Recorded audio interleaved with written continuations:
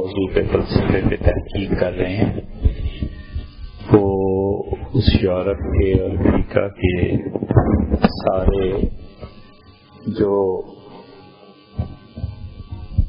خیالات اور آراء ہیں اس کا خلاصہ ہے، وہ آپ پڑھ لیں، سارا مسئلہ حل ہو جائے، بہت آسان ہے۔ دیکھیے بھی آتے ہیں تو میں ان سے پوچھتا ہوں۔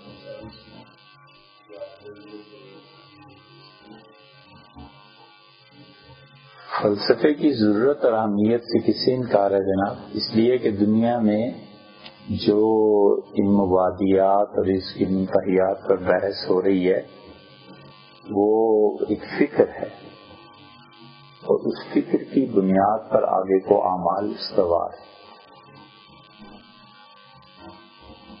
ہم لوگ تو عمل دیکھتے ہیں اور نقل کر لیتے ہیں، وہ اس عمل کے پیچھے ایک فکر رکھتے ہیں کہ ہونا کیا ہے، اس کے اثرات کیا پڑنے، تو اس کے لیے نظریات ضروری ہیں۔ تو فلسفہ خود جو ہے وہ نظریات ہی پہ تو تنقید کرتا ہے، اور فلسفی مزاج کے جو لوگ ہیں وہ عمل میں کم اور سوچ کی گہرائی میں زیادہ ہوتے ہیں۔ یہ عمومی طور پہ ہے، اس لیے اس کی اہمیت سے کون انکار کر سکتا ہے؟ بس یہ کھول دیجیے دروازہ، آپ بیٹھے جی۔ یہ ہے لمبی بات۔ فتاوی جو ہیں وہ پچھلی پوری صدی میں اگر تعصب سے بالاتر ہو کے دیکھا جائے تو سب سے زیادہ وقعی فتاوی رضویہ۔ احمد رضا خان صاحب نے جو فتاوی دیے ہیں اور جو کچھ انہوں نے تحریر فرمایا ہے، یہ میں وعلیکم السلام دیانتداری سے میں یہ عرض کر سکتا ہوں، 32 جلدوں میں آیا ہے،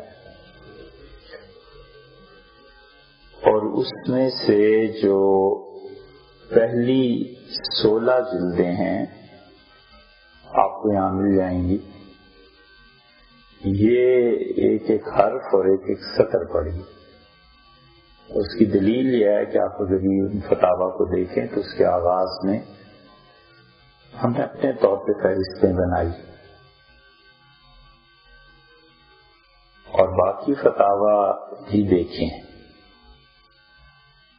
ان جیسے فتاوی ہمارا نہیں خیال کہ 1850 کے بعد کسی نے ایسے لکھے۔ شاہ عبدالعزیز صاحب رحمۃ اللہ علیہ کے فتاوی ہیں، لیکن وہ چونکہ کچھ ندوہ میں پڑے ہوئے ہیں، قلمی نسخے ہیں، پھر مفتی سعد الدین صاحب رحمۃ اللہ علیہ ان کے فتاوی ہیں، تو پڑھے تو ہیں، اس لیے یہ تو نہیں کہہ سکتے کہ ان کی کچھ کم اہمیت ہے۔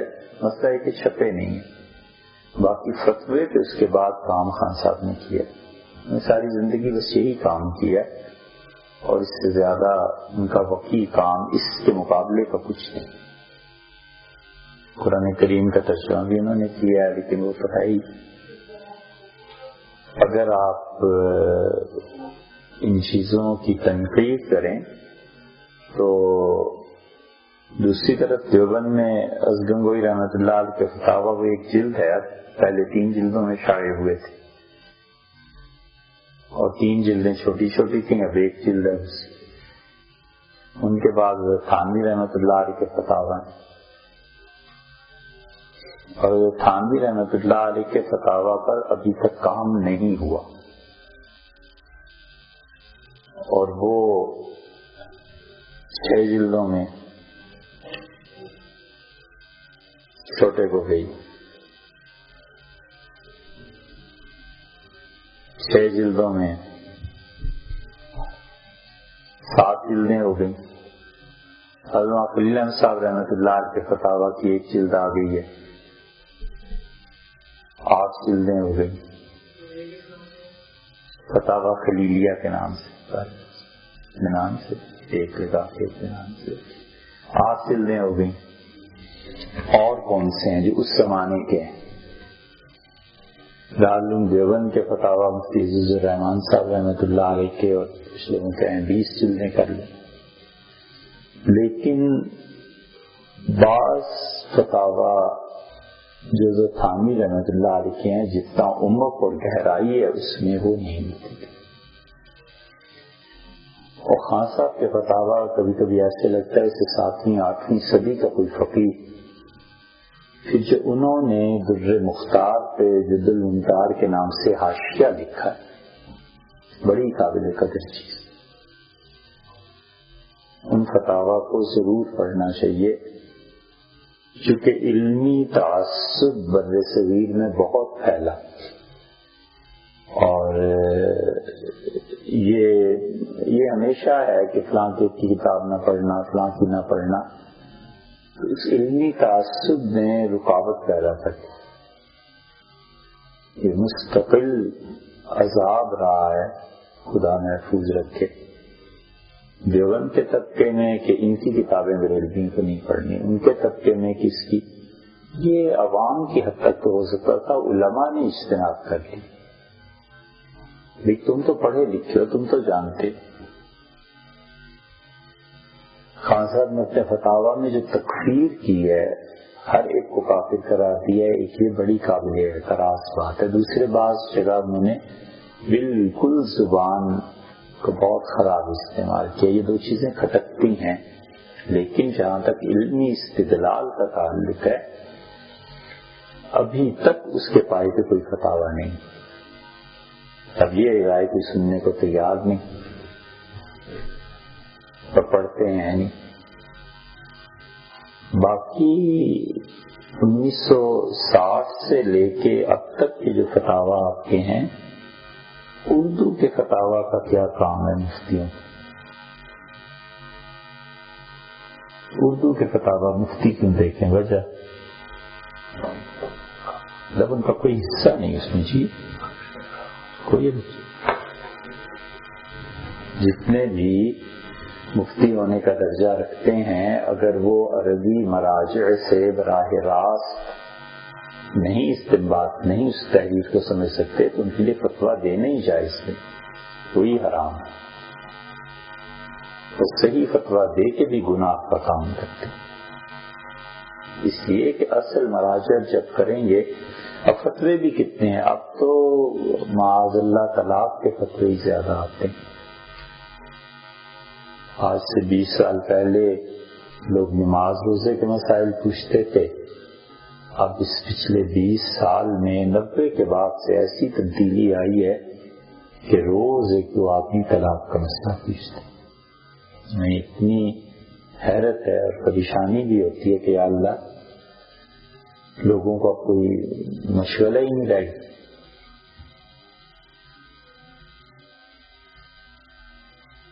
اب بھی حال ہی میں آپ کے ایک مفتی صاحب نے ریکارڈ کروایا بیان. اب یہ کوئی بیان ہے یا کوئی یہ فتویٰ ہے؟ اب وہ جس نے سنا ہے دنیا میں، میں بھی ویڈیوز اس کی بھیجی کہ یہ فتویٰ کیا ہے. ان کا خاتون اگر کسی دوسرے کے نکاح میں نہیں ہے اور جو رشتے حرام ہیں ان میں سے کوئی نہیں ہے، یہ 2 ایکسیپشنز کر لیں، باقی اس کے علاوہ جس سے جو معاہدہ ہو جائے وہ جائز ہے. ان کا جو کانٹریکٹ ہو جائے، لا حول ولا قوت. مطابق تو پھر کچھ قیودات ہیں جو شیعہ علماء نے رکھی ہیں، اسے تو اس سے بھی بڑھ کے بات. ہم نے پوچھا سب یہ کیا غضب، یہ کیا آپ نے کہا؟ ان کا اچھا میں آؤں گا تو آپ سے بات کروں گا. مجھ سے کیا بات کرتی ہیں؟ تو اب یہ جب حال ہو جائے تو پھر اور اردو کے فتاوی کا کیا کام؟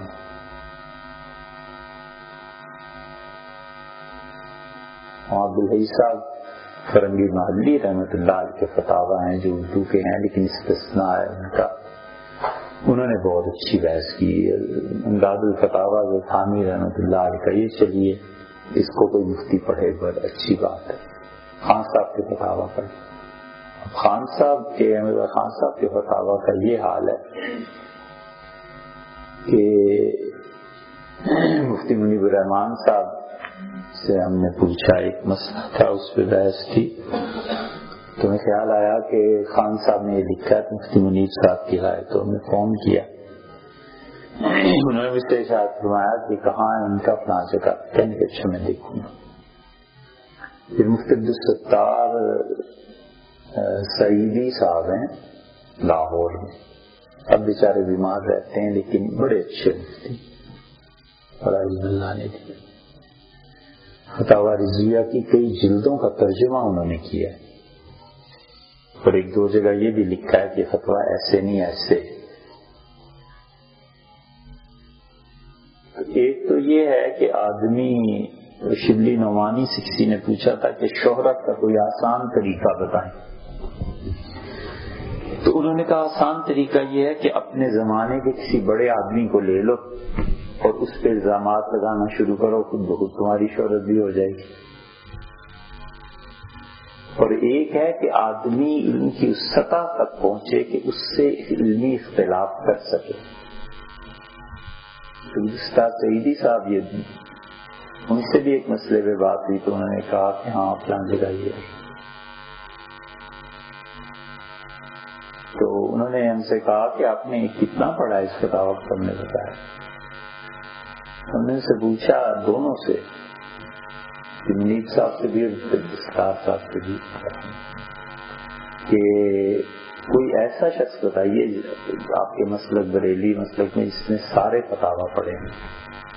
یعنی کہ سچی بات تو یہ ہم نے خود بھی نہیں سارے پڑھے تو اور کسی نے کیا پڑھے.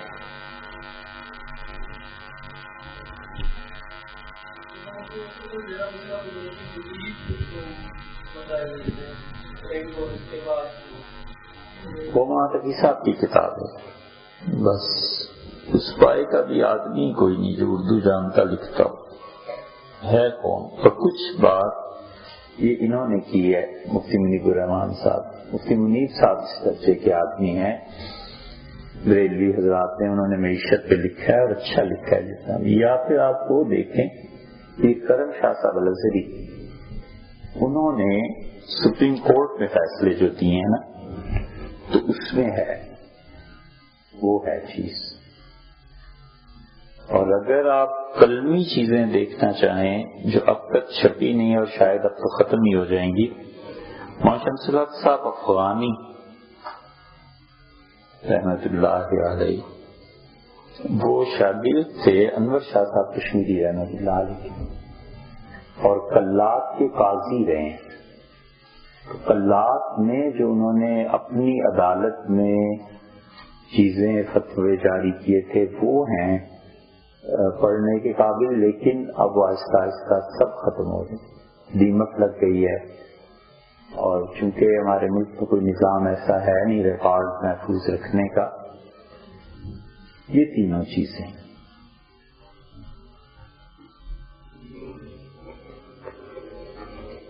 دنیا بھر میں سود کے بجائے کیا نظام ہو، اس پہ کام ہو رہا ہے، اور سب سے اچھا کام اس پہ یہودی کر رہے ہیں. سب سے اچھا کام یہودی کر رہے ہیں. ہمارے ہاں دو چیزوں کی بڑی شدید غفلت ہے. ایک تو کوئی ٹی وی چینل نہیں ہے، جتنے چینل اسلام کے نام پہ ہیں وہ سب کے سب کسی نہ کسی فرقے اپنے کی سپورٹ کے لیے ہیں. اسلام کی بات کم ہے، فرقے کی بات زیادہ. سچ ٹی وی ہے، آپ سے دیکھیں تو اہل تشیع کا ہے، تو وہ سارا اسی مسلک کو کہتا ہے. پھر مدنی چینل ہے، مدنی چینل بھی ہے جی جی، کیو ٹی وی اور مدنی، وہ سارے ان حضرات کی، اور انہوں نے ایک مرتبہ تو ایسی حرکت کی ہے کہ بہت ہی افسوس ہوا. کیا کہا کچھ نہیں جا سکتا، لیکن افسوس یہ ہوا کہ انہوں نے وہ مہینہ جس میں شیخ عبد القادر جیلانی رحمۃ اللہ علیہ پیدا ہوئے ہیں، اپنی ٹی وی کی ریکارڈنگ جو ان دنوں چلتی رہی ہیں، انہوں نے دھڑلے سے یہ بات کا پرچار کیا کہ اللہ کے سارے اختیارات شیخ عبد القادر جیلانی رحمۃ اللہ علیہ کو حاصل. اب یہ جملہ کوئی چھوٹا سا نہیں ہے کہ کن مکن سب کچھ کو حاصل ہے یا غوث. یہ کن اور مکن یہ اللہ کی صفت ہے. اذا اراد شیئا ان یقول له کن، اور جب اللہ کسی کام کا ارادہ فرمائے تو کہتا ہے ہو جا، تو یکون وہ ہو جاتا ہے.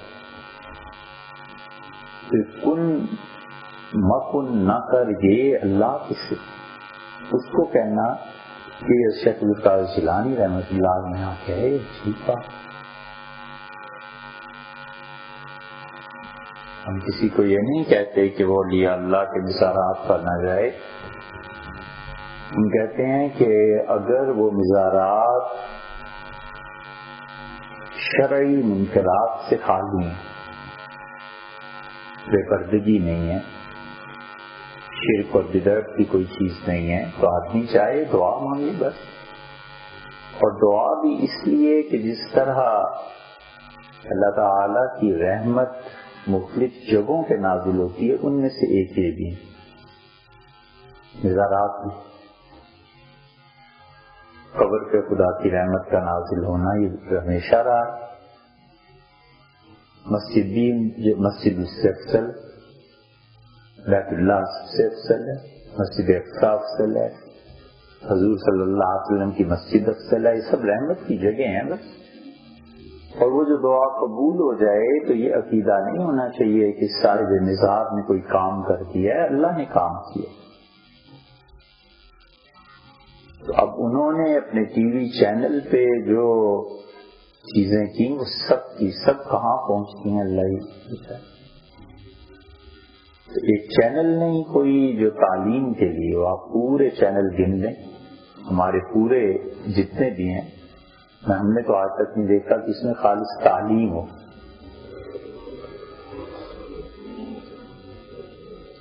اب آپ لوگوں کو تو پتہ نہیں ہوگا، شاید آپ کو یاد کہ 1970 75 77 میں بھٹو صاحب کے دور میں پھر کوئی مغنیہ، کوئی گانے والی آ کے کبھی اقبال کا کلام پڑھ دیتی تھی، کوئی غالب کی غزل پڑھ دیتی تھی، کوئی حسرت موہانی کی شاعری، کوئی چیز. اب وہ بھی نہیں رہا. لوگ علامہ اقبال کو ہی سن لیتے تھے، چلو گناہ تھا یا ثواب ایک الگ بات تھی، لیکن کتنی ہی اچھی غزلیں نظمیں اس موقع پہ گائی گئی. اب وہ بھی نہیں رہا. پورے چینل سارے ایسے ہیں کہ کوئی ایک چینل ایسا نہیں ہے جس کو ہم اپنے بچوں سے اگلی نسل سے کہیں کہ یار اگر دیکھنا ہے نا یہ پڑھو، یہ دیکھا کریں. ادب ہو، معاشیات ہو، فلسفہ ہو، سائیکالوجی ہو، کوئی میتھمیٹکس ہو، الجبرا ہو، کوئی انجینئرنگ، یہ مطلب مختلف سبجیکٹس پہ لیکچرز ہوں. اور ان کے ہوں جنہوں نے ڈاکٹریٹ کی. آپ کی یونیورسٹیز کے جو ہیڈ آف ڈپارٹمنٹس ہیں، اچھے اچھے لوگ اب وہ قبروں میں چلے جا رہے ہیں. اور اس کے بعد جو کھیپ آ رہی ہے ان میں ایک بڑی تعداد ان کی ہے جو سیاست سے ہٹ کے، جو کراچی کے ایم کیو ایم کی دہشت گردی کے ساتھ لیکچرر بنے ہیں یا پروفیسر بنے ہیں یا پھر سفارش پہ آئے. تو جو کریم ہے، جو لیکچرر ہیں، پروفیسر ہیں، اپنے فیلڈ میں ماہر ہیں، وہ 1 گھنٹہ بھی گفتگو کرے. انجینئرنگ میں مثلا ڈاکٹر نے کی، تو ڈاکٹر ایک لیکچر دیتا ہے کہ ڈائبٹیز کیا ہے، ڈاکٹر ایک لیکچر دیتا ہے کہ بلڈ پریشر کیا ہے. ایک لیڈی ڈاکٹر آتی ہے اور وہ بتاتی ہے کہ کیا کیا چیزیں خواتین. تو یہ ساری چیزیں ایسی ہیں جو بڑا آسان طریقہ ایجوکیٹ کرنے. یہ بھی انتقال ہوا ہے ان کا کراچی میں تھیں، وہ بڑے اچھے ڈرامے لکھتی تھیں، ہیں وجیہ جی ہاں، ان کے ڈرامے جب لگتے تھے تو سڑکیں سنسان ہو جاتی،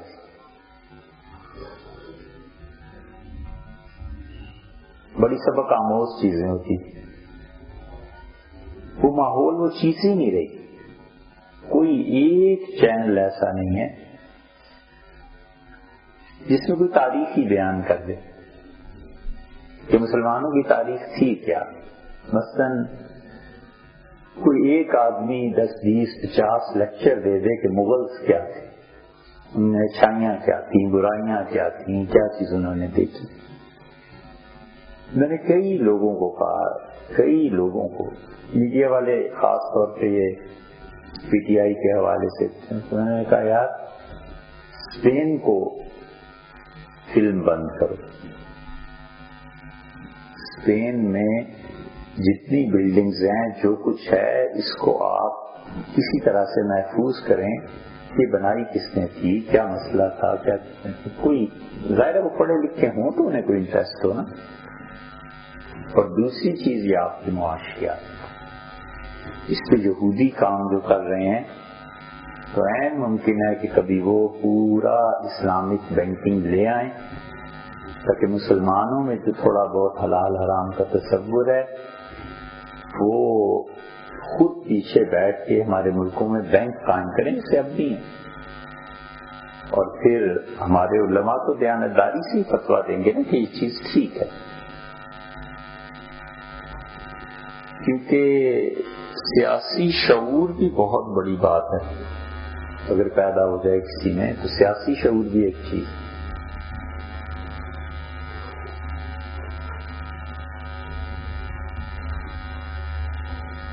آخری خلیفہ جو تھے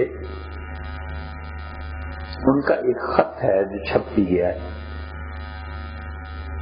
اس خط میں انہوں نے ترکی سے اپنے شیخ کو شام میں لکھا ہے کہ دنیا میں یہودیوں کے اور مسلمانوں کے درمیان حضرت آخری دیوار میں ہے، اور میں جس دن گیا یا میری حکومت ختم ہو گئی، منصب امارت کا ترکی کا ختم ہو گیا، تو ان عربوں کو یہودیوں نے تباہ کر کے رکھ دیں گے۔ یہ سن 23 کا خط ہے یا 22 چھپا ہوا بھی، تو میں اپنے شیخ کو لکھا ہے کہ حضرت مجھے آپ کی دعا چاہیے۔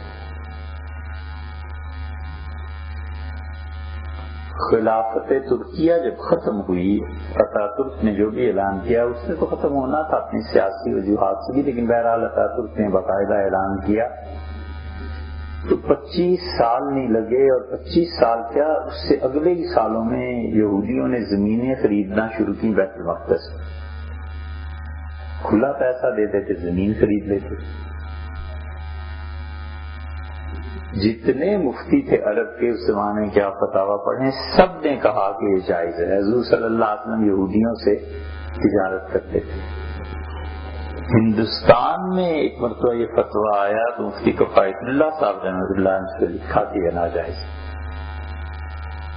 مفتی صاحب نے سیاسی شعور تھا، انہوں نے کہا عربو یہ تمہیں سیاسی شعور نہیں ہے، یہ جتنی زمینیں خریدی جا رہی ہیں یہ کسی دن ایک ملک بن جائے گا، تو اس لیے حضور صلی اللہ علیہ وسلم جو یہودیوں سے خرید و فروخت کرتے تھے وہ اور چیز تھی، اور زمینوں کا بیچنا اور۔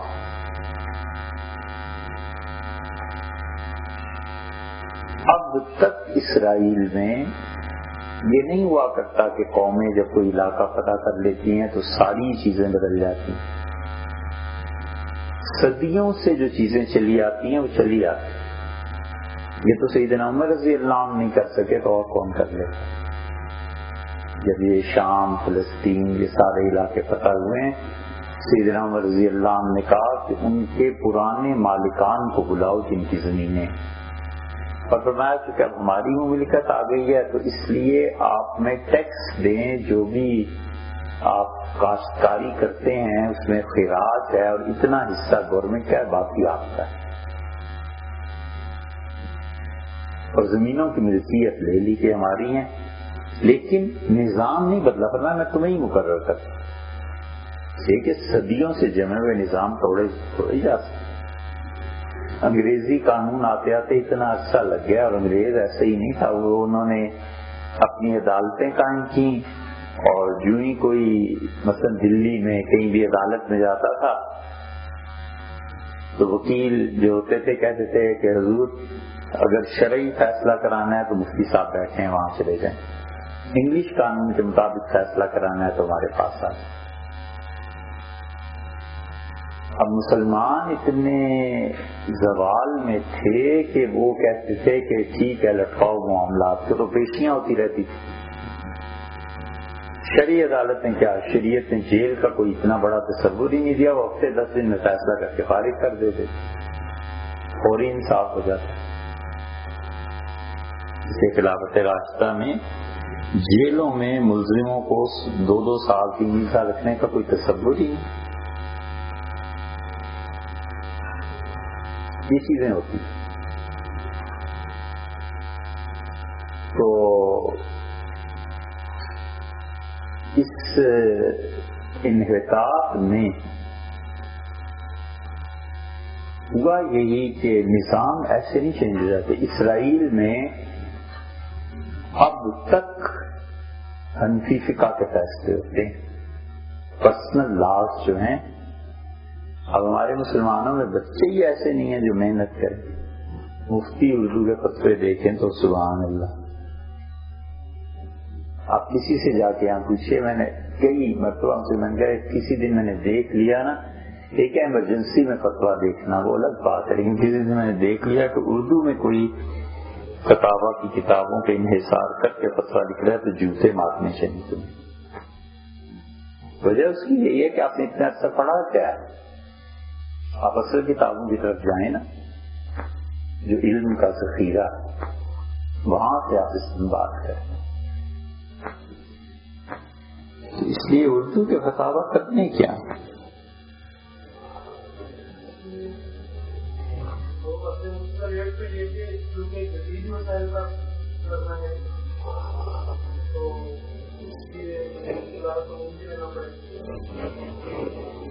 وہاں تک کہ سب خود جن کتابوں سے لیتے ہیں وہاں تک کیوں نہ آدمی پہنچے.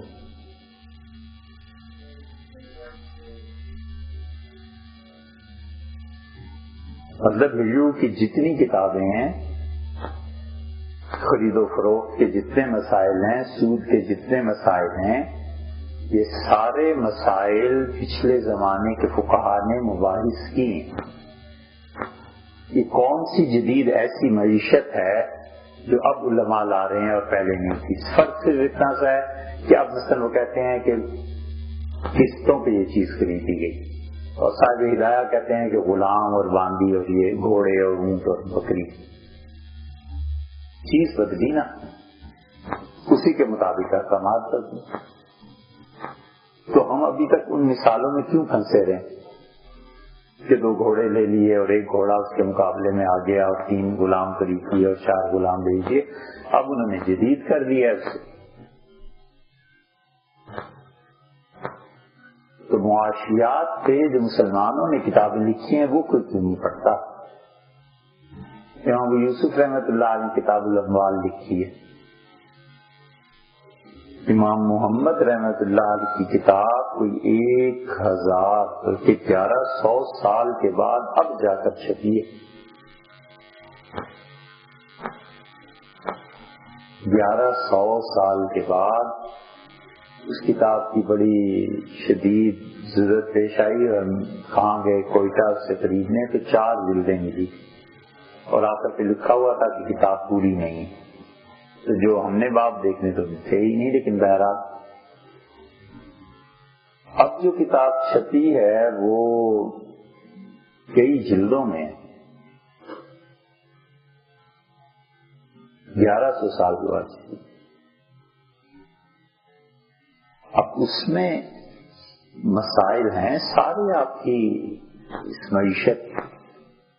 مثلا اس میں کسی نے امام محمد رحمۃ اللہ تبع تابعین میں سے ان سے کسی نے، ہمارے یہاں ہفتوں بحث ہوتی رہی کہ ٹریولر ٹیکس جائز ہے یا ناجائز.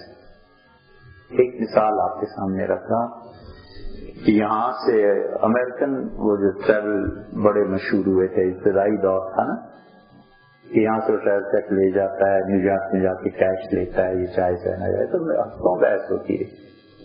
امام محمد رحمۃ اللہ جب کتاب آئی تو بڑی خوشی سے ہم نے دعوت کی، ہم نے کہا یار کتاب اب آئی ہے، اور ایک ترک نے اس کے مقدمے میں لکھا ہے کہ میں نے اس کتاب کی تحقیق میں 30 سال سے زیادہ صرف کی، بوڑھا ہو گیا نا، 30 سال میں اس نے ایک کتاب عالم اسلام کے سامنے پیش کی کہ یہ ہے جناب۔ اسے دیکھ رہے تھے تو اس میں امام محمد رحمۃ اللہ کسی نے پوچھا کہ حضرت میں یہاں کوفہ میں سنار کے پاس ایک سیر سونا دیتا ہوں اسے، اور مجھے رسید لکھ دیتا ہے، اور یہی رسید بصرہ میں جا کے میں دکھاتا ہوں اور وہاں سے سونا وصول کر لیتا ہوں، راستے میں ڈاکو ہیں ان سے ڈر ہے، تو آپ کیا فرماتے ہیں؟ کیا جائز ہے؟ اس میں تو کوئی سود نہیں۔ تو میں نے دوستوں کو دکھایا، ان کے یار یہ اگر کتاب پہلے چھپی ہوئی ہوتی ہفتوں بحث کی ضرورت ہی نہیں تھی۔ تو اس لیے مانا یہ چیزیں ایسی نہیں ہیں کہ ہم کہیں کہ اب صرف معاشیات ہی نہیں، اب اس کے ساتھ اور چیزیں بھی پڑھیں نا۔ ہمارے علم میں اب تک نہیں ہے کہ کسی نے مغلوں کے دور میں معاشی نظام کیا تھا کسی نے بحث کی، جبکہ صورتحال یہ ہے کہ تجھ کے جہانگیری میں جہانگیر ایک جگہ لکھتا ہے کہ اللہ کا شکر ہے میرے زمانے میں تجارت اتنی عام ہو گئی ہے کہ مجھے بتایا گیا کہ یہ جو انجیر اور زیتون آپ کھا رہے ہیں یہ کل مصر سے یہاں ہے۔ اس زمانے میں کیا چیز تھی کہ اتنی تیزی سے وہاں سے یہاں چیزیں چلتی؟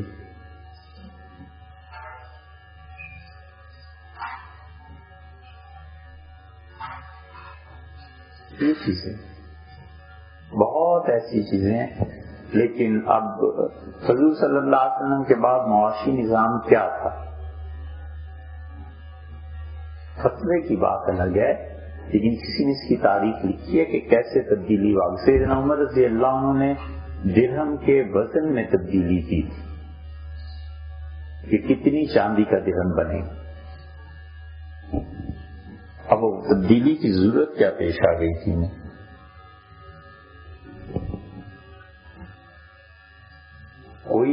کوئی سراغ نہیں ان چیزوں کے ملتے۔ سکے کا وزن کیا تھا؟ بغداد کے سکے میں، جہاں کے سکے میں خلیفہ واسق بلّہ کے زمانے کے سکے ہم نے خود دیکھے۔ واسق بلّہ کے زمانے میں کتنا ہوتا تھا؟ حضور صلی اللہ علیہ زمانے میں 1 تولہ سونا 1 دینار بنتا تھا، 50,000 ہو گئے نا آج کے حساب سے۔ یہ سب چیزیں ایسی ہیں۔ ابھی پرسوں کی بات ہے، کتاب الاجناس ایک مدت سے درکار تھی، 900 سال کے بعد اب یہ کتاب سامنے آئی۔ سعودیہ والوں نے ریاض میں کسی نے تحقیق کر کے چھاپی ہے، اور 2-3 دن پہلے وہاں سے دوست نے پیسے بھجوائے، ہم نے تو اس دوست نے کہا میں نے خرید کے فلاں کو دیا، عمرے پہ گئے ہوئے تھے، وہ آ جائیں گے ہفتے 10 دن میں۔ لیکن ہم ابھی تک معاشیات کے نظام میں وہ چیزیں نہیں لا سکے جو سود کا متبادل بنے۔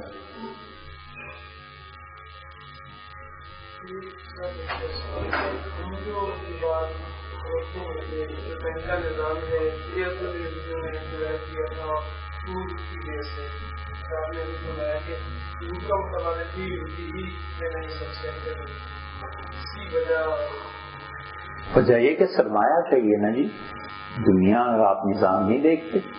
امریکہ نے ایک مرتبہ اپنے تیل کے ذخائر کھولے، پوری دنیا ہل کے رہ گئی۔ ایسے ہی ہے نا، تیل کی قیمت کہاں سے کہاں جا پہنچی۔ کس طرح بکتا تھا اور پیٹرول کی قیمت کہاں، اور یہ سارے نظام ایک دوسرے سے منسلک ہیں. ان کا دعویٰ یہ تھا کہ وہ تیل کے ذخائر رکھے ہوئے ہیں اور نہیں کھولیں گے. بہرحال وہ بھی ایک لمبی تھیوری ہے. لیکن کہنے کا مقصد یہ ہے کہ یہودیوں نے دو چیزوں پہ جہاں تک ہمیں علم ہے کبھی بھی کسی قوم سے کمپرومائز نہیں کیا. انہوں نے کبھی بھی کسی قوم سے شراکت نہیں کی. ان کا دو چیزیں ہمارے ہاتھ میں رہیں. امریکہ جیسے نظام میں بھی انہوں نے کہا کہ ہمارے بچے ہمارے اپنے اسکولوں میں پڑھیں گے، بس نظام تعلیم کسی کو نہیں دیا. لندن میں ہم نے خود دیکھا کہ ہم ان کے ایک جگہ گئے مذہبی مدرسے میں، تو ہمارے مذہبی مدارس کیا ہوں گے جو ان کے اتنے بچے لمبے بال، وہ کافر جیسے ہوتے ہیں، زلفیں رکھی ہوئی، ٹوپیاں پہنی ہوئی، اور قلم سے تورات لکھ رہے تھے. جس دوست کے ساتھ گئے تھے ہم نے کہا یہ ریجیڈیٹی نہیں ہے، یہ پرانا زمانہ نہیں ہے، یہاں کی نہیں ماڈرنزم آ گیا. اور وہی ابھی ایک کتاب ہمارے یہاں ہے، آپ سے دیکھیں، تالمود آئی. تالمود یہودی علماء جو ہیں اسرائیل کے، انہوں نے عبرانی سے عربی ترجمہ کیا.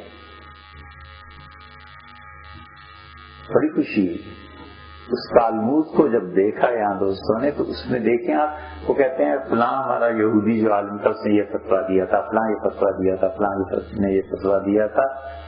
وہاں سے اردن آئی، اردن میں اس کی جلد بندی ہوئی، پھر دبئی آئی. بین ہے نا وہ کتاب، کیونکہ یہودیوں کی چیز ہوئی. 2.25 لاکھ میں وہ پہنچی ہے یہاں سے. لیکن اللہ جزائے خیر سے امریکہ میں ایک دوست ہیں، اس نے کہا یہ کتاب میں آپ کو بھی چاہوں گا. تو ہم نے صرف پڑھا ہے. اب پہلی مرتبہ یہودیوں کی فقہ کو پڑھا ہم نے. پتہ چلا نکاح کا پورا نظام ہے، طلاق کا پورا نظام ہے، اور پاکی ناپاکی کے مسائل ہیں. پوری یہودیت اس میں تو ہیں 20-22 چیزوں میں.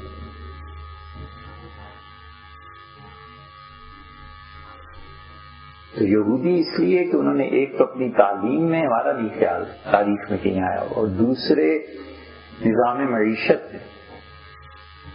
تو جہاں بھی گئے ہیں معاشی طور پہ اپنے آپ کو انہوں نے مستحکم کیا.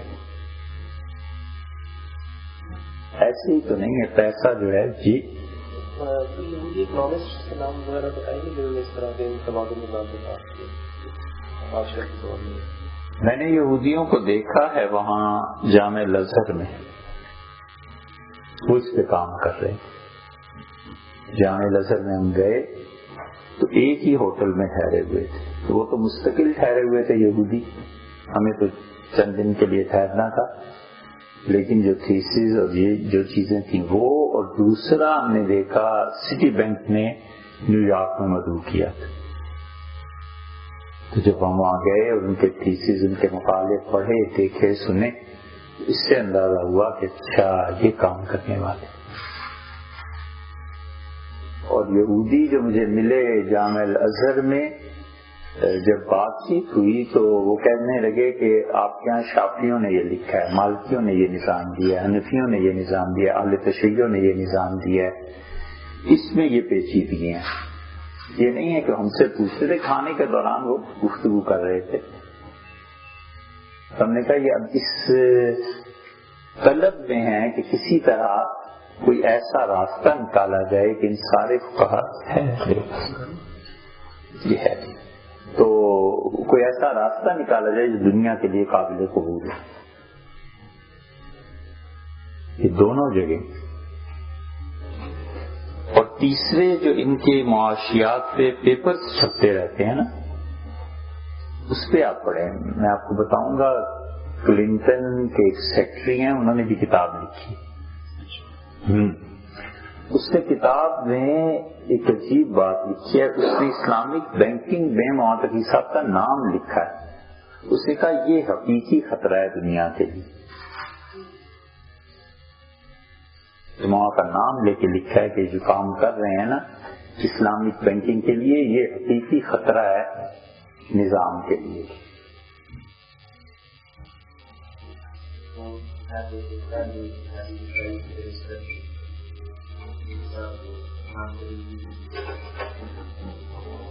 مجھے یاد نہیں، لیکن مجھے یہ یاد ہے کہ انہوں نے یہ چیز لکھی. تو اب جو اجناس آ رہی ہے کتاب 900 سال کے بعد، تو 900 سال تک یہ کتاب کہاں رہی؟ ہمارے سامنے اس کے اصل نسخے نہیں تھے. ہم نے تو عالمگیری میں حوالہ پڑھا کہ اجناس میں یہ لکھا ہے. عالمگیری لکھی گئی تھی 17ویں صدی میں، کتاب عالمگیری. تو 17ویں صدی میں اب مسئلہ یہ ہے کہ دنیا کے جتنے بھی نظام ہیں اسپیشلسٹ پیدا ہو رہے ہیں، اور ہمارے جتنے ذہین بچے ہیں وہ ہر اس علم کی طرف جا رہے ہیں جس کے آخر پہ معاشی طور پہ اپنے پاؤں پہ کھڑے ہو سکے. 1% ایسے لوگ نہیں ہیں جو یہ کہہ سکیں کہ بیٹے آپ اسلام کے اس موضوع پہ اسپیشلائزیشن کیجئے، اور اللہ اگر آپ کو 90 سال کی بھی عمر دے تو پیسہ ہے، میں تمہارے لیے چھوڑ جاؤں گا.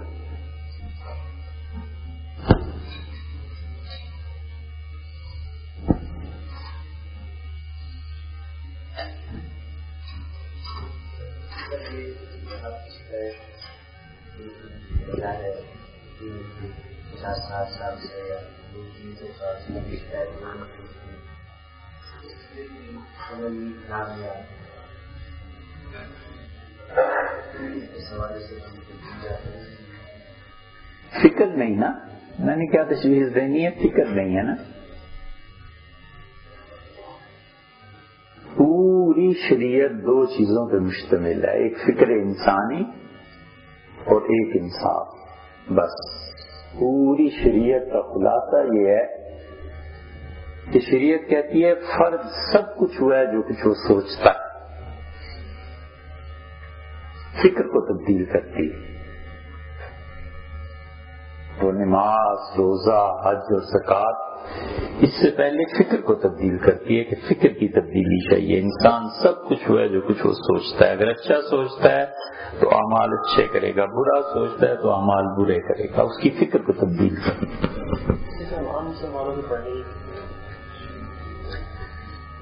عام مسلمانوں کے پڑھنے کی کتابیں پڑھنی چاہیے.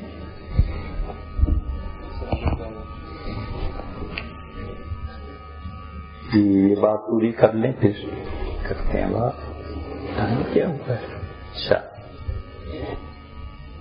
تو ایک تو فکر انسانی ہے کہ اس میں تبدیلی پیدا کی جائے، اور فکر جتنی تبدیل ہوگی اتنے ہی اعمال تبدیل ہوں گے.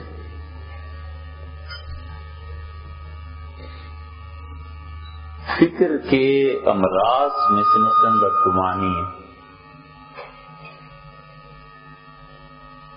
اب بدگمانی جس کو بھی ہوگی وہ اسی کے مطابق عمل کرے گا.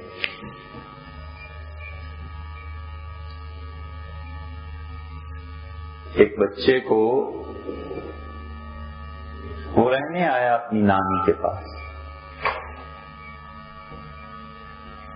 تو اس سے کہا نانی میں جمعے کو اپنے گھر جاؤں گا. تو نانی نے کہا کہ بیٹے جمعے کے دن تمہیں نماز وغیرہ کی مصروفیت ہوگی تو جمعرات کے دن کل جلدی چلے جانا، ہماری والدہ کو بھی کچھ گھر میں کام ہوگا کچھ. اس بچے نے کہا کہ چلا تو جاتا ہوں نانی جلدی کل جمعرات کو، لیکن لگتا ہے اس سے آپ مجھے سر سے اتارنا چاہتی ہیں. اس کا میرے بچے میرے تو تصور میں بھی نہیں تمہارے متعلق کبھی آیا، میرا تو جی چاہتا ہے بیٹی بھی ہی ہاتھ کے رہے. تو یہ بدگمانی ہے. اب اس کے ذہن میں یہ نہیں آیا کہ نانی نے محبت سے کہا، اور اپنی بیٹی کی محبت میں کہا ہے کہ میری بیٹی جو تمہاری ماں ہے اس کو کچھ کام ہو گئے تو سویرے چلے جانا. تو فکر انسانی شریعت کا ایک پورا حصہ یہ ہے.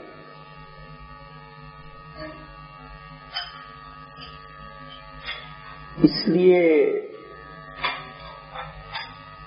یہ جو نفسیاتی بیماریاں ہیں نا، ان کی جڑ یہ ہے کہ فکر انسانی. حضور صلی اللہ علیہ وسلم کا کمال یہ تھا کہ انہوں نے انسانوں کی فکر کو تبدیل کیا. وہ جو جماعت پوری تیار ہو گئی نا، ان لوگوں کی فکر تبدیل ہو گئی. اسی لیے فرمایا کہ مجھے اس سے اتنی خوشی نہیں ہوتی کہ تم آ کے کہو کہ ہم نے 1000 کافروں کو قتل کر دیا، جتنی اس سے خوشی ہوتی ہے کہ تم کو ایک آدمی مسلمان ہو گیا. فکر تبدیل ہو گئی نا پوری. 1000 آدمیوں کو قتل کیا تو کفر میں جو بھی ان کا انجام ہوا. ایک آدمی کی تم مجھے جب کہتے ہو کہ مسلمان ہو گیا تو اتنی خوشی ہوتی ہے کہ 1000 کے قتل سے خوشی نہیں ہوتی.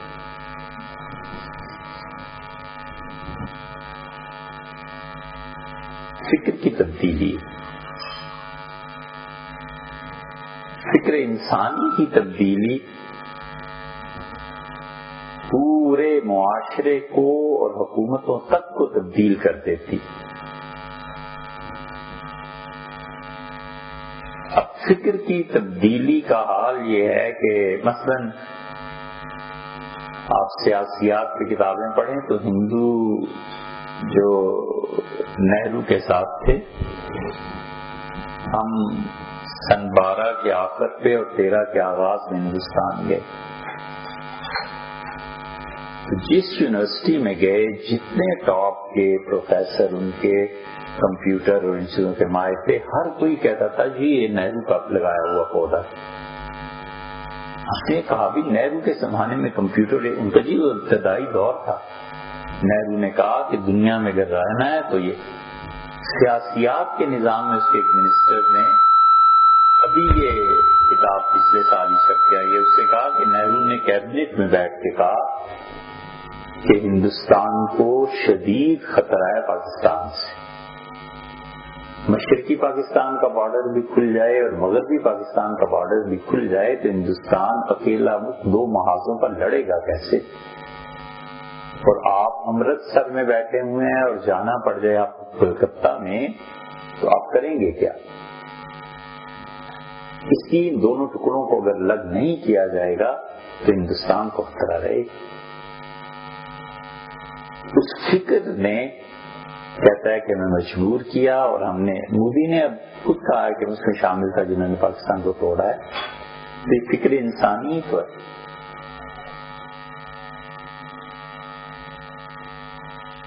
اور باقی پورا دین فکر انسانی کے بعد انصاف ہے بس. حتیٰ کہ اللہ نے کہا نے رسولوں کو اس لیے بھیجا ہے کہ دنیا میں انصاف قائم کرے، معاشی انصاف، سیاسی انصاف، معاشرتی انصاف. اتنا باریک انصاف کہ ایک آدمی آتا ہے حضور صلی اللہ علیہ وسلم کے پاس، اس نے غیر ارادی طور پہ صحابی رضی اللہ عنہ نے اپنی بیٹی کو زمین پہ بٹھا دیا، بیٹے قرآن پہ بٹھا دیا. تو حضور صلی اللہ علیہ وسلم آیا یا تو دونوں کو فرش پہ بٹھا دو یا دونوں کو 2 رانوں پہ بٹھاؤ. یہ اتنی باریک چیز ہے. اسی لیے شریعت کہتی ہے کہ اگر تم اپنی زندگی میں حصے تقسیم کرو گے تو بیٹے اور بیٹی میں فرق نہیں کرو گے. اتنی باریک چیز ہے.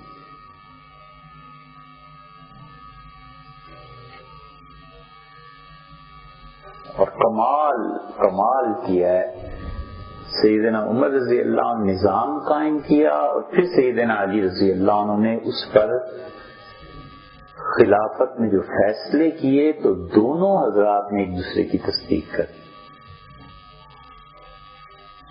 اس سے خلافت راشدہ بظاہر ایسے ہے پھر تو بکر رضی اللہ عنہ ہے، پھر عمر، عثمان اور علی رضی اللہ عنہ، لیکن حقیقت میں خلافت راشدہ سب سے پہلے سیدنا عمر رضی اللہ عنہ، پھر علی رضی اللہ عنہ ہے، پھر عثمان ہے، کیونکہ ان کا دور حکومت زیادہ ہو گیا نا، تو فیصلے زیادہ کرنے کا موقع ملا. حضرت ابوبکر رضی اللہ عنہ کا دور حکومت تھوڑا تھا، اس لیے فیصلے اتنے نہیں کرتے. تو انصاف معاشرے میں نہیں ہے، اور فکر کی تبدیلی کے مراکز نہیں ہیں، تو اس لیے لوگ یہ سوچتے نہیں.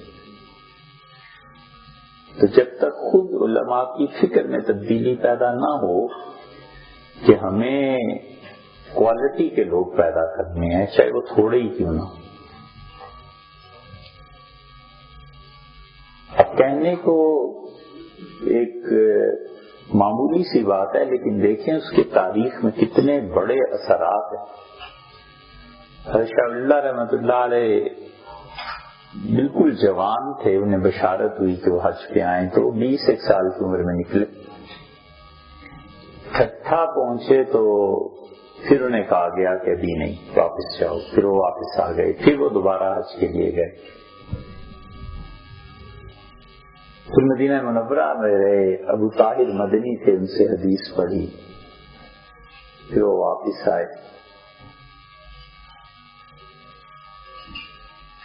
واپس آ کر دلی میں ان کے نانا کی خانقاہ تھی، وہاں کچھ عرصہ ان نے گزارا. لیکن اتنا صاحب علم آدمی، اس کو تو سمندر چاہیے تھا تیرنے کے لیے، اور دلی میں گلاس بھی میسر نہیں تھا. تو کسی نے محمد شاہ رنگیلا سے جا کے کہا کہ مدینہ منورہ سے پڑھتے ہیں. اس زمانے میں حج کا خال صبر تھا، جو جاتا تھا وصیت لکھ جاتا تھا کہ پتہ نہیں زندگی ہوگی بھی کہ نہیں ہوگی. اس زمانے کے حج کے اسفار آپ پڑھیں تو کہتے ہیں کہ جدہ سے مکہ مکرمہ تک کوئی راستہ نہیں کہ بتایا جا سکے، کیونکہ ہوا چلتی تھی اور ریت کے ٹیلے کبھی یہاں ہیں کبھی وہاں ہیں کبھی وہاں ہیں، تو کچھ پتہ ہی نہیں چلتا. شاہ ولی اللہ صاحب رحمت اللہ علیہ پڑھ کے آئے ہوئے تھے، تو اب پریشانی کیا کریں، اس کو تو سمندر چاہیے تھا. کسی نے محمد شاہ رنگیلا کو جا کے بتایا کہ ایک لڑکا پڑھ کے آیا ہے اور جگہ نہیں. اس سے کہا کمال کرتے ہو، جگہ نہیں ہے، اتنا بڑا آدمی پڑھ کے آیا مدینہ منورہ سے. اچھا، تو یہ بھی نوابوں کے شوق ہوتے تھے نا کہ ہمارے دربار کا عالم سب سے بڑا ہونا چاہیے، گانے والے سب سے اچھے ہونے چاہیے، کتابیں لکھنے والے سب سے. تو بادشاہوں کا شوق تھا. اس نے شاہ جہان کا پورا محل دے دیا. اس نے کہا شاہ صاحب سے کہیں کہ محل میں قیام فرمائیں. اس محل ہی کی بدولت ساری چیزیں چلی ہیں. شاہ عبد القادر صاحب رحمۃ اللہ علیہ کا ترجمہ ہوا، شاہ عبد العزیز صاحب رحمۃ اللہ علیہ کی کتابیں لکھی گئیں، سید احمد شہید رحمۃ اللہ علیہ کی تحریک اس محل سے اٹھی، مولانا اسماعیل شہید وہاں پریکٹس کرتے رہے جہاد کی، وغیرہ وغیرہ. یہ بظاہر ایک فیصلہ تھا محمد شاہ رنگیلا کا. تو جتنے اس کی برائی کے قصے بیان کرتے ہیں، ہم کہتے ہیں اس کی نیکیوں میں یہ ایسی ایک چیز ہے، خدا چاہے تو سب معاف کر. اب تک شاہ صاحب کی تجدید کا سایہ.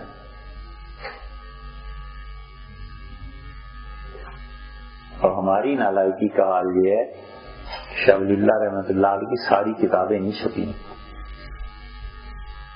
کئی کتابیں ہیں جو مخطوط ہیں. ایک کتاب ہم نے حضرت کی دیکھی، اس کے کنارے جلے ہوئے تھے. میں نے ان صاحب سے پوچھا یہ کتاب کنارے جلے ہوئے، کہنے کہ میں گیا تھا پھلت شاہ صاحب کا گھر دیکھنے، تو وہ ہندوستانی تھے، کہنے لگے انہوں نے ہمیں کہا کھانا کھائیں. تو کھانا کھانے کے لیے جب بیٹھے تو چولہے میں کاغذوں کی آگ تھی، اس سے روٹی پکائی جا رہی تھی. تو اس خاتون نے ایک کتاب ڈالی، تو میں اٹھ کے گیا اور میں نے کہا یہ کیا کتابیں چلا رہی ہیں آپ؟ تو کہنے کی پتہ نہیں کیا ہے. تو میں نے کتاب چلتی ہوئی اٹھائی اور پانی ڈال دیا. دیکھا تو شاہ ولی اللہ صاحب رحمۃ اللہ علیہ کے اپنے ہاتھ سے لکھی کتاب.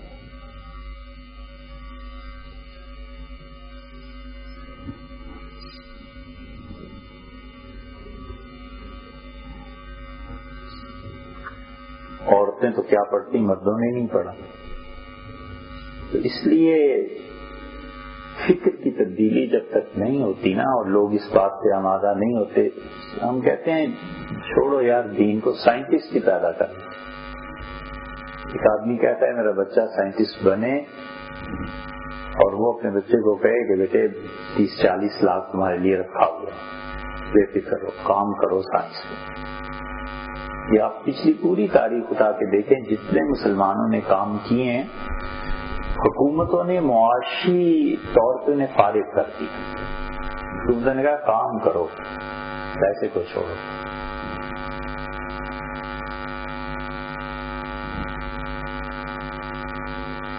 اس لیے ہمارے ہاں جو چندہ آتا ہے، اگر وہ اہل تشیع کے مدارس ہیں، ہم نے کئی کے علماء سے کہا کہ آپ سارا 10 محرم کا عشرہ اور چیلم تک سب کروڑوں روپے برباد.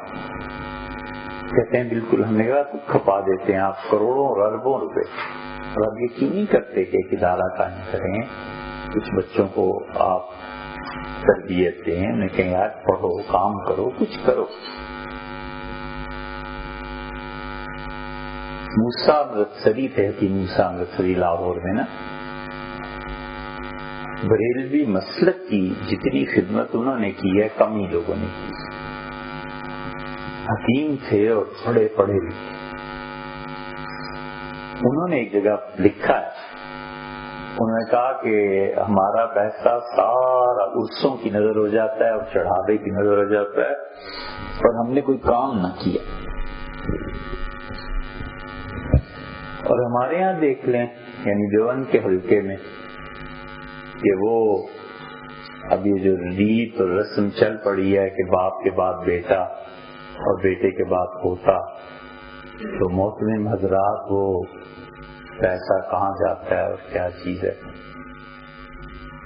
پورے ملک میں اگر فرض کر لیجئے دیوبندی مسلک کے ہزار مدرسے ہیں، تو 10واں حصہ 100 مدرسے بھی ایسے نہیں ہیں جہاں پہ طلباء علم کی جستجو میں جائیں. درسی کتابیں وہ بھی پوری نہیں ہوتی. انہیں نظر نہیں آتا کہ ہم قوم کی کیا رہنمائی کریں. اس لیے مولانا جب تک فکر کی تبدیلی نہیں آتی کسی انسان میں، کام نہیں ہوتا.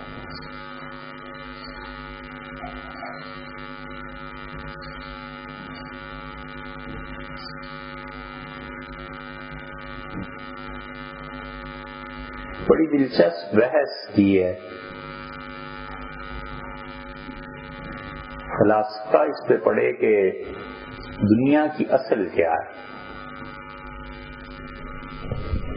جو پرانے یونان کے فلسفی تھے، مصر بھی گئے پڑھنے کے لیے، انہوں نے کہا دنیا میں تمام چیزوں کی اصل آگ ہے. پھر کچھ اس کے بعد آئے، انہوں نے کہا آگ نہیں پانی ہے. انہوں نے کہا دنیا ہوا سے بنی. بڑی لمبی تاریخ ہے، اس کو کون اب بیان کرے. قاری طیب صاحب رحمۃ اللہ علیہ نے اس پہ ایک جگہ بحث کی ہے. قاری طیب صاحب رحمۃ اللہ کی کتاب 4 روپے اور 10 آنے کی ملتی تھی کسی زمانے میں، اب تو چھپتی ہی نہیں. اب چھپے تو شاید 100 روپے کی ہو، لیکن 4 روپے 10 آنے کی ملتی تھی. میرے تو خیال ہے اس قیمت اس کی. تو جب آیا یہ دور ارسطو کا اور افلاطون کا، انہوں نے سارے تصورات سے بڑھ کر تصور کیا. ان کا ساری کائنات اصل میں میتھمیٹکس ہے، ان کا ریاضی ہے، الجبرا ہے. کائنات بنی اس پہ، خدا کا نظام اس پہ. پھر کس نے خدا کا انکار کر دیا. جب اسلام کا دور آیا تو اس نے ایک نیا نظریہ دیا، اور اس نے کہا میتھمیٹکس اور آگ اور پانی اور یہ چیزیں نہیں ہیں. اللہ کو اپنی صفات کا اظہار مطلوب تھا. یہ ساری کائنات اللہ کی صفات کا اظہار ہے. اور پھر صفت رحمت پہ زور دیا کہ اللہ کی صفت رحمت جو ہے وہ ساری کائنات پہ غالب ہے. اسی لیے حضور صلی اللہ علیہ وسلم کہ اللہ نے رحمت کو پیدا کیا اور پھر اللہ نے کہا لکھو کہ میری رحمت میرے غصے پہ غالب رہی, اسے عرش کے نیچے رکھو میری اس تحریر کو.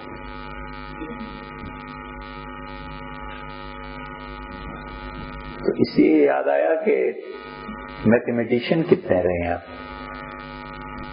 میتھمیٹکس میں کتنی ترقی ہوئی. یہ سب چیزیں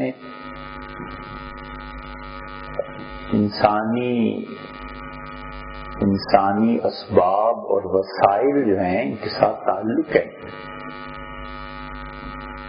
اب آپ خاموشی سے دینی حلقوں میں جائیں نا, حلوی صاحب کو پتا ہوگا, یہ دیکھتے رہیں کہ دینی حلقوں میں جو فکر ہے نا کہ اسباب اور وسائل سے کچھ نہیں ہوتا تو اللہ کرنے والا ہے, تو پھر پچھلی 3 صدیوں سے لوٹو مسے اس کے اللہ کرنے والا ہے. یہی ہے نا, اسباب اور وسائل کو معطل کر کے چاہتے ہیں اب کرامتوں کا ظہور ہو. اور خدا کی حالت عادت فطرت یہ ہے کہ اس نے معجزہ دکھانا تھا اور بغیر باپ کے بیٹا دے دیا. جو اتنا بڑا کام کر سکتا ہے وہ اتنا نہیں کر سکتا کہ تازہ کھجوریں بھی دے دے. جو زچہ ہے, مریم ہے, اسے تازہ, اسے کہا حضی رہی کے بجیز نخلا, اور اس کھجور کے درخت کو ہلاؤ تاکہ تم پہ کھجوریں گرے. وہاں اسباب میں لے آیا, کہا یہ کام خود کرنا ہے. تو یہ جو مینٹلٹی پیدا ہو گئی ہے نا,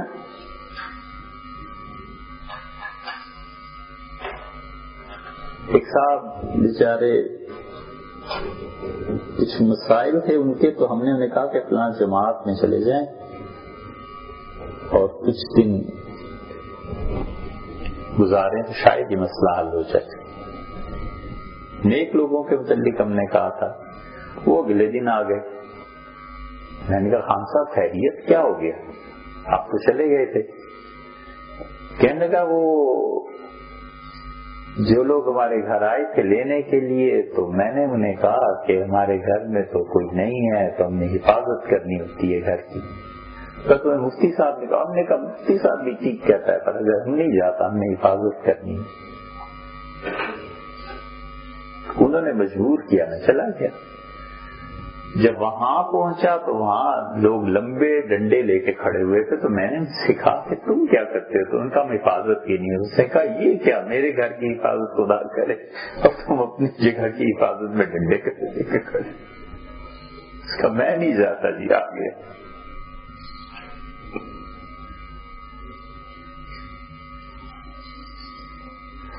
اللہ جانے اس کے جی میں کہاں سے یہ دلیل آئی.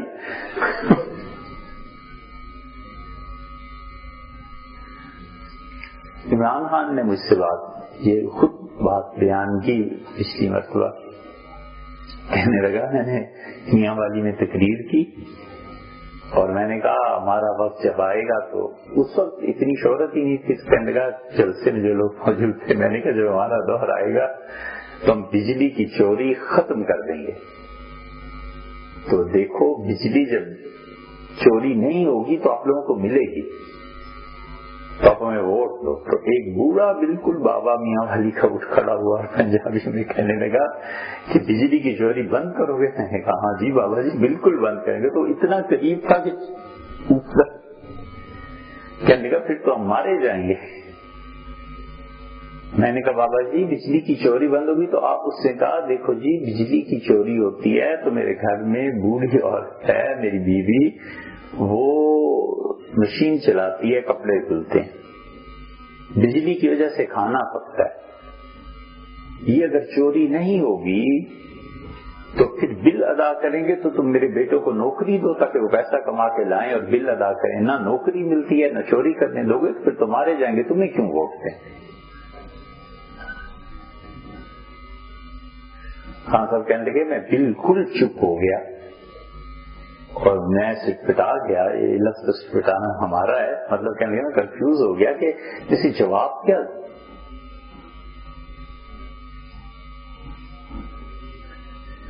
تو اس لیے یہ جو ہمارے ہاں مذہبی حلقوں میں فکر ہے نا کہ اللہ کرے گا تو اللہ تعالیٰ کہتا ہے تم کرو گے تو میں کچھ کروں گا. بڑی اچھی بات حضرت موہانی نے کی. اس کا توفیق باندازہ ہمت ہے ازل سے. حضرت موہانی کا شعر ہے, اس کا نہیں غالب کا تو بڑی غلطی ہوگی. توفیق باندازہ ہمت ہے ازل سے. ازل میں اللہ نے قانون بنایا ہے کہ ہم لوگوں کو توفیق اتنی دیں گے جتنی ہمت کرے گا. آنکھوں میں وہ قطرہ ہے کہ گوہر نہ ہوا تھا. آنکھوں میں جو آنسو کا قطرہ ہے اگر یہ ہمت کرتا اور سیپ کے منہ میں چلا جاتا تو پرانی روایت کے مطابق ہیرا بن جاتا. توفیق باندازہ ہمت ہے ازل سے. آنکھوں میں وہ قطرہ ہے کہ گوہر نہ ہوا. سارا جتنا جاگیرداری کا اور زمینداروں کا نظام ہے, یہ سارا نظام لاکھوں اور کروڑوں کی فصلیں جو پیدا کرتا ہے, تو فصلوں کی آمدنی اور یہ سب چیزیں کوئی ہمارے معاشرے میں تعلیم پہ تھوڑی کرتی, تو ان کی اپنی عیاشیاں. جاگیردارانہ نظام ہے نا, اور وہ اتنا مستحکم ہے, اتنا پکا ہے کہ فاروق لغاری جیسے آدمی نے اسمبلی میں کھڑے ہو کے کہا نا کہ بڑے بڑے سلجھے ہوئے, بڑے پڑھے لکھے بھی تھے, جب بل پیش ہوا کہ پاکستان میں زمینوں کی تقسیم اور یہ ہو, تو اس نے کہا اگر کسی نے اس نظام کو چھیڑنے کی کوشش کی تو ہم مر جائیں گے, مگر جاگیردار جب ہماری جاگیریں ہم کسی کو نہیں دیں گے.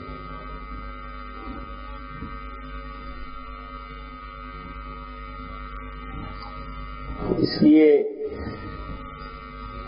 بقول علامہ اقبال مرحوم کے وہ شعر تو خیال میں نہیں رہا, لیکن وہ کہتے ہیں کہ یہاں پلانے والا کوئی نہیں اور وہاں میں نہیں ملتی مغرب, انصافی نہیں ہوتی میں. آگے ہاں بے ذوق کیسا تھا. یہ وہاں جو پلاتے ہیں انہیں عقل نہیں ہے اور یہاں پلانے والے نہیں.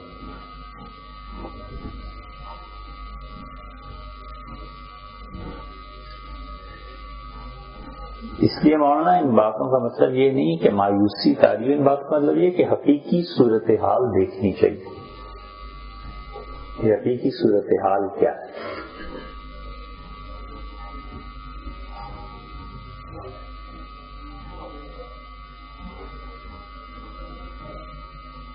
حضور صلی اللہ علیہ وسلم جیسا آدمی حضرت بکر رضی اللہ عنہ غزوہ بدر میں بہت آگے ہو رہے تھے نا, تو پیچھے بلا لیا. حدیث میں الفاظ آئے ہیں تمہارا مقتع نا بنفسک, ابو بکر مجھے تم سے بھی کافی فائدے اٹھانے. یہ نہیں کہا کہ جاؤ شہید ہو جاؤ, آج فرمایا ابو بکر ٹھہرو ابھی کافی کام کرنے. اب جو بدر میں 8 شہید ہوئے تھے وہ بھی اگر کھڑے ہو جاتے اور کہتے اللہ کے رسول ہم کوئی بیکار ہیں, ہم سے نہیں کام.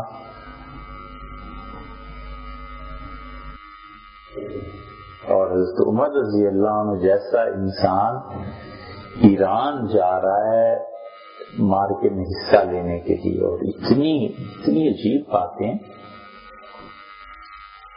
ہمارا یہ ایسا گناہ ہے کہ مجھے کم سے کم زندگی پر اس کا احساس ہے. کئی مرتبہ عمران خان نے مجھ سے کہا کہ سیدنا عمر رضی اللہ عنہ میرے لیے ایک آئیڈیا لاتی ہیں، مجھے ان کے بارے میں انگلش میں لا کے دیں، کچھ نہ پڑھنا چاہتا۔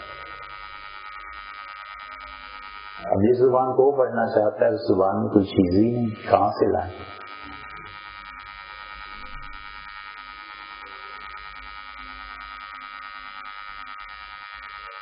قادری صاحب کا بھی جو قصہ پیش آیا ہے، غازی علم دین شہید تھے نا، انہوں نے پہلے اس طرح کی چیزیں کی تھی، تو علامہ اقبال کے پاس گئے، یہ پہلے بھی میں نے سنایا، تو علامہ اقبال نے کہا کہ کیوں مقدمہ لڑتے، پھانسی چڑھ جائے گا علم دین تو شہید ہو جائے گا، تو یہ اللہ کے یہاں بڑا رتبہ ہے، ضرورت کیا ہے مقدمہ لڑنے کی، چلنے تو جو کیا ہے اس کو منطقی انجام تک پہنچنے دیں۔ نہیں۔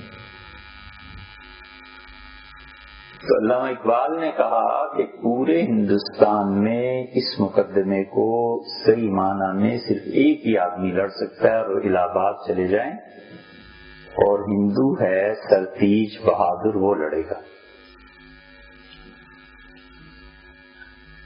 تو جو ورثاء تھے وہ چلے گئے اور علم الدین کے مقدمے کو سرتیج بہادر کے سامنے رکھا۔ انہوں نے علامہ سے پوچھا کہ علامہ آخر ہندو وکیل میں کیا؟ اس نے کہا مسئلہ یہ ہے کہ تمہارے سارے مسلمانوں میں جتنے وکیل ہیں کوئی ایک آدمی عربی نہیں جانتا، اور گوروں کی عدالت میں جب کتابیں پیش کرنی شروع کرو گے کہ ہمارے مذہب میں توہین رسالت پر سزا ہے، قتل کی ہے، جو بھی ہے، تو عربی کتابیں پیش کرنی پڑیں گی نا، تو عربی تو جانتا ہے، جو جانتے ہیں وہ وکیل نے، واحد ہندو وکیل ہے، اس کو جاؤ۔ تو مسلمان وہاں گئے سرتیج بہادر کے پاس کہ آئیے جناب مقدمہ لڑی۔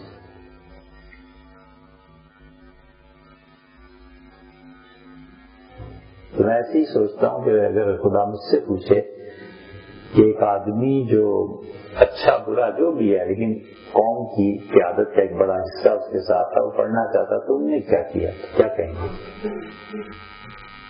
سیدنا عمر رضی اللہ عنہ جیسا انسان اتنے ذہین تھے کہ سعد رضی اللہ عنہ سے کہا کہ ایران پہ حملہ ہے تو مجھے وہاں کا نقشہ بنا کے بھیجو۔ انہوں نے نقشہ بنا کے بھیجا تو رد کر دیا، فرمایا اپنا جگہ میں نے سفر کیا تھا تو تم نے ذکر ہی نہیں کیا، یہ کون سا نقشہ ہے؟ پھر نقشہ بنا کے بھیجا۔ پھر جب جانے لگے تو کسی کی مانتے ہی نہیں تھے۔ لوگوں نے کہا مدینہ میں اس وقت ایک ہی آدمی ہے جس کی عمر سن سکتے ہیں، اور علی رضی اللہ عنہ۔ سیدنا علی رضی اللہ عنہ آئے، ان کا حضرت مت چاہیں، آپ کیل ہیں چکی کی، اور چکی کی کیل اکھڑ جائے نا تو کام نہیں رہتا، تو آپ اس وقت پوری امت میں کیل کی حیثیت رکھتے ہیں، آپ کو اگر کچھ ہو گیا تو پھر کیا ہوگا؟ چپ رہے سیدنا عمر رضی اللہ عنہ، اتر آئے، نہیں گئے۔ تو عالم اسباب میں اب لوگ کہتے ہیں کرامتیں اور معجزے وہ نہیں ہوا کرتے، توفیق باندازہ ہمت ہے، آنکھوں میں وہ قطرہ ہے کہ گوہر نہ ہوا۔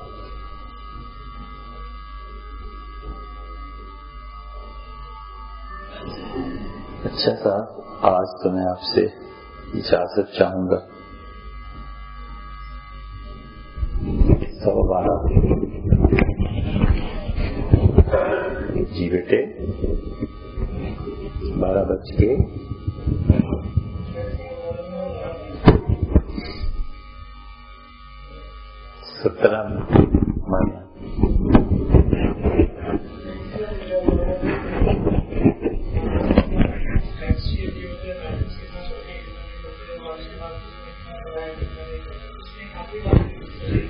جی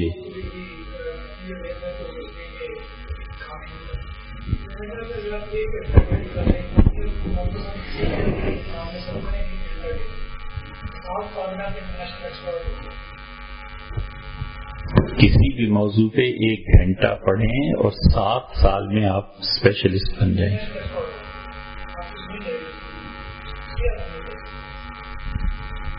گھنٹہ توبہ 10 मिनट बाद ही नींद आने लगती।